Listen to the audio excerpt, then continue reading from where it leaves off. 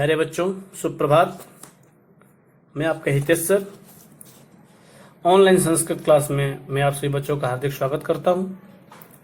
आइए वर्ग सप्तम प्रथमा पाठ पढ़ते हैं। भारतवर्ष इस पाठ का शीर्षक है। इसमें लेखक ने अपने भारतवर्ष के बारे में बताया है। हमारा भारत, हमारा हिंदुस्तान कितना सुंदर है, इसका उल्लेख इस पाठ के माध्यम के द्वारा किया गया है। आइए पढ़ते हैं। अस्माकं देशः भारतवर्षः, हमारा देश भारतवर्ष है। अस्य भूभागाः रमणीयाः सन्ति, यहाँ जमीन के जो भाग हैं बहुत ही सुंदर हैं। रमणीयाः यानी सुंदर है।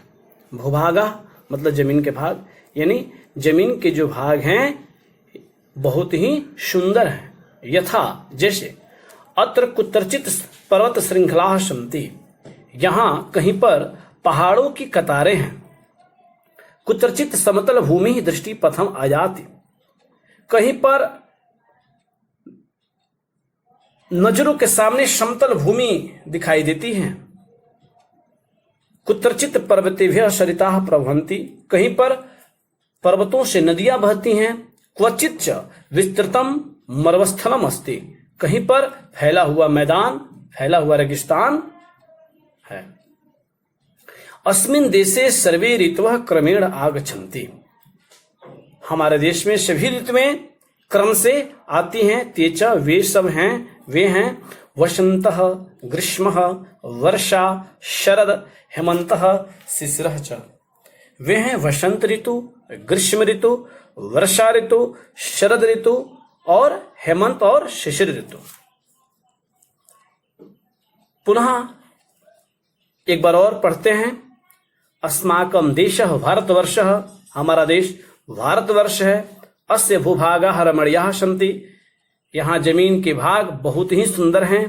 यथा जैसे अत्र कुत्रचित पर्वत श्रृंखला सन्ति, यहाँ कहीं पर पहाड़ों की कतारें हैं।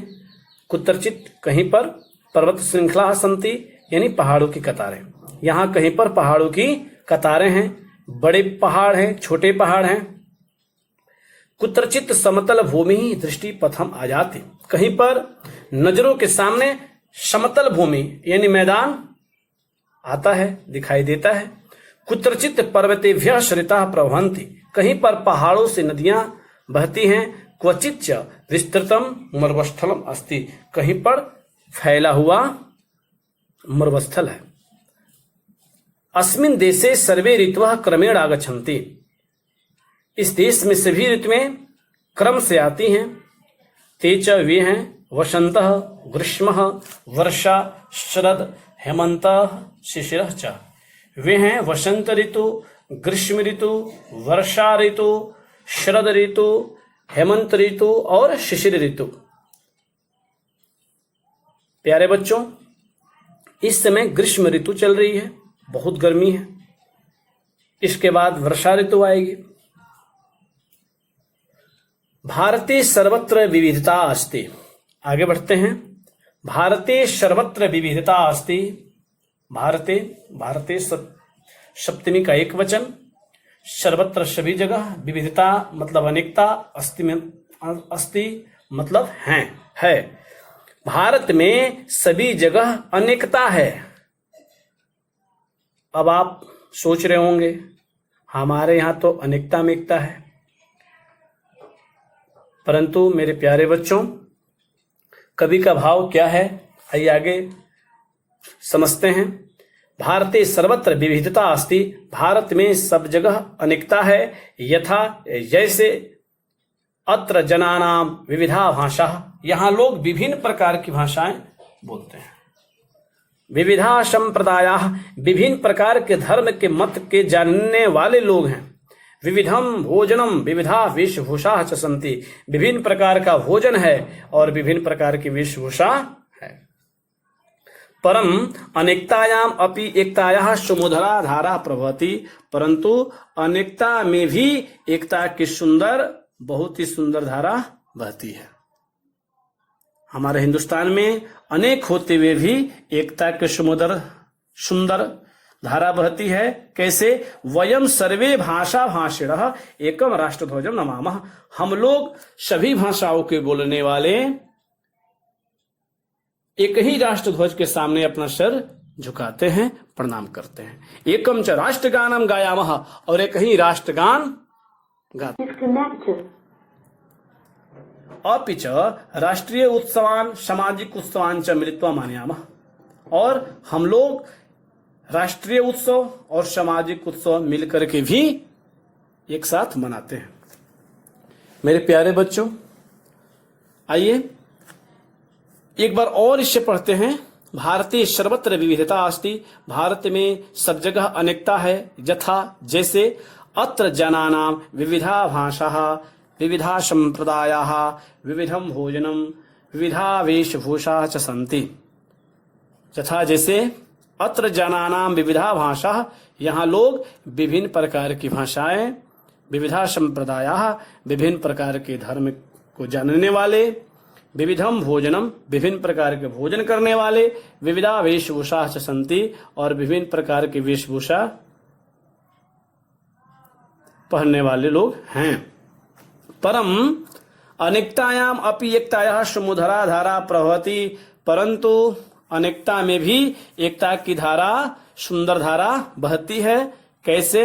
वयम सर्वे भाषा भाषिणः एकम राष्ट्रध्वजम नमामः। हम लोग सभी भाषाओं के बोलने वाले, जानने वाले एक ही राष्ट्रध्वज को प्रणाम करते हैं। एकम च राष्ट्रगानम गायामः, एक ही राष्ट्रगान गाते हैं। अनेक भाषाओं को बोलते हैं, लेकिन हम लोग सभी की मातृभाषा हिंदी है। राष्ट्रगान हम सभी अपनी मातृभाषा के माध्यम से राष्ट्रगान करते हैं। अपि च राष्ट्रीय उत्सवान सामाजिक उत्सवान च मिलित्वा मानयामः। हम सब हिंदुस्तान के लोग राष्ट्रीय उत्सव, सामाजिक उत्सव मिलकर के भी मनाते हैं। आगे बढ़ते हैं मेरे प्यारे बच्चों। भारतस्य प्रदेशानाम सर्व संस्काराणाम जननी एका संस्कृत भाषा एव अस्ति। भारत प्रदेश के सभी संस्कारों की जननी एक संस्कृत भाषा ही है। भारतवर्ष में जितने भी संस्कार हैं उन सबकी माँ एक ही है, वो है संस्कृत। प्रायः जनाः उत्सवेषु धार्मिक कार्येषु च संस्कृत भाषायां समान रूपेण मंत्रोच्चारणं कुर्वन्ति। प्रायः लोग उत्सवों में, धार्मिक कार्यों में संस्कृत भाषा में एक साथ मंत्र का उच्चारण करते हैं। भारतस्य अनेकासां भाषाणां जननी संस्कृत भाषा एव अस्ति। भारत के अनेक भाषाओं की जननी संस्कृत भाषा ही है। भारतवर्ष में बहुत सी भाषाएं बोली जाती हैं, उनमें अनेक भाषाओं की जननी एक संस्कृत भाषा ही है। अत्र न कोपि संदेह, यहाँ कोई भी संदेह नहीं, इस पर कोई भी संदेह नहीं, यहाँ कोई भी संदेह नहीं है। भारतीय संस्कृति ही संस्कृते निहिता अस्ति। भारतीय संस्कृति संस्कृत के बिना निहित है। अस्माकं भारतीय संस्कृति मूल मंत्र सर्वजन हिताय सर्वजन सुखाय अस्ति। हमारे भारतीय संस्कृति का मूल मंत्र है सर्वजन हिताय सर्वजन सुखाय। हमारे भारतीय संस्कृति का मूल मंत्र क्या है? सर्वजन हिताय सर्वजन सुखाय। सभी लोगों का हित हो, सभी लोग सुखी पूर्वक रहें। पुनः एक बार आइए पढ़ते हैं इसे। भारतस्य प्रदेशानाम सर्व संस्काराणाम जननी एका संस्कृत भाषा एव अस्ति। भारत में जितने भी संस्कार हैं, सभी संस्कारों की जननी यानी माँ एक संस्कृत भाषा ही है। प्रायः जनाः उत्सवेषु धार्मिक कार्येषु च संस्कृत भाषायां समान रूपेण मंत्रोच्चारणं कुर्वन्ति। प्रायः लोग, यहाँ के लोग उत्सवों में, धार्मिक कार्यों में संस्कृत भाषा में लिखित मंत्र, संस्कृत भाषा के मंत्र एक साथ बोलते हैं, एक साथ मंत्रोच्चारण करते हैं। भारतस्य अनेकासां भाषाणां जननी संस्कृत भाषा एव अस्ति। भारत के अनेक भाषाओं की जननी संस्कृत भाषा ही है। भारत के जितनी भी भाषाएं हैं उनमें अनेक भाषाओं की माँ संस्कृत ही है, यानी संस्कृत से वो निकली हुई है। अत्र न कोपि संदेह, यहां कोई भी संदेह नहीं है। भारतीय संस्कृति ही संस्कृते निहिता अस्ति, भारतीय संस्कृति संस्कृत के बिना निहित है। अस्माकं भारतीय संस्कृति मूल मंत्र सर्वजन हिताय सर्वजन सुखाय अस्ति, हमारे भारतीय संस्कृति का मूल मंत्र है सर्वजन हिताय सर्वजन सुखाय, यानी सभी का सर्वजन हिताय सभी का हित हो, सर्वजन सुखाय सभी को सुख हो। उक्तम च, कहा गया है सर्वे भवन्तु सुखिनः सर्वे सन्तु निरामयाः सर्वे भद्राणि पश्यन्तु मां कश्चित् दुःखभाग् भवेत्।